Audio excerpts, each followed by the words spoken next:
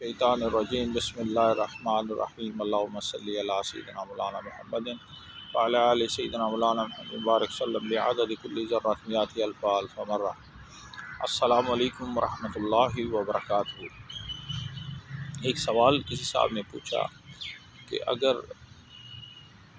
صبح سحری میں غسل واجب ہو جائے اور وقت بھی تھوڑا ہو سحری بند ہونے کا، تو ایسی صورت میں کیا کیا جائے کہ کیا سحری کی جائے یا پہلے غسل کر لیا جائے؟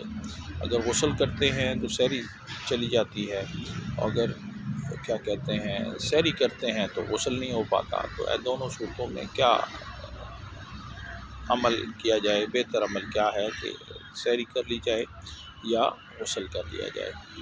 تو یاد رکھیں کہ غسل جب واجب ہو جاتا ہے تو اس میں آپ کو غسل کرنا ضروری ہوتا ہے، لیکن چونکہ سحری سے غسل کا تعلق نہیں ہے، سحری کھانے سے غسل کا تعلق نہیں ہے۔ نماز سے پہلے اپنے آپ کو پاک کرنا، جسم کو پاک کرنا اور پھر نماز کی طرف جانا، یہ فرض ہے۔ اب آپ کو اگر غسل واجب ہو گیا کہ میں نے اب غسل کرنا ہے، لازم ہے، واجب ہو چکا ہے، تو آپ کو کیا کرنا ہے کہ آپ پہلے فوری طور پر دیکھیں کہ اگر اتنا وقت موجود ہے تو آپ غرغرہ کر لیں اچھے سے اور ناک کی اس ہڈی تک پانی کو چڑھا دیں، کیونکہ یہ دونوں صورتوں میں روزہ رکھنے کے بعد نہیں کر سکتے، غرغرہ نہیں کر سکتے اور ناک کی ہڈی تک پانی بھی نہیں چڑھا سکتے۔ تو اگر اتنا وقت ہے کہ ہم غرغرہ اور یہ دو فرض پورے کر لیں تو یہ احسن عمل ہو جائے گا، بہت ہی بہترین ہو جائے گا، کیونکہ روزے میں پھر پراپر غرغرہ نہیں کر سکتے اور نہ ہی اس ہڈی تک پانی کو چڑھا سکتے ہیں۔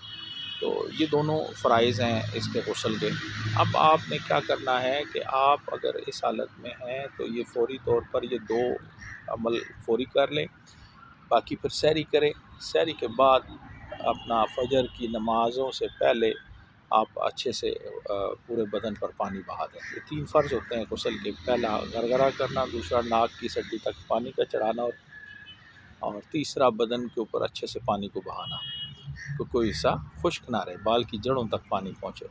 تو بال کی جڑوں تک تو آپ سحری کے بعد آرام سے پہنچا سکتے ہیں۔ غرغرہ اور جو ناک کی ہڈی تک پانی پہنچانا ہے وہ آپ سحری سے پہلے کر لیں تاکہ یہ فرض آپ کا پورا ہو سکے۔ اللہ تعالیٰ ہمیں دین اسلام کی سمجھ عطا فرمائے اور ایسے علم عطا فرمائے جس سے ہم اپنے دین کو، اپنے اعمال کو اچھے سے ادا کر سکیں، اعمال ہمارے بہتر انداز سے ادا ہو سکیں۔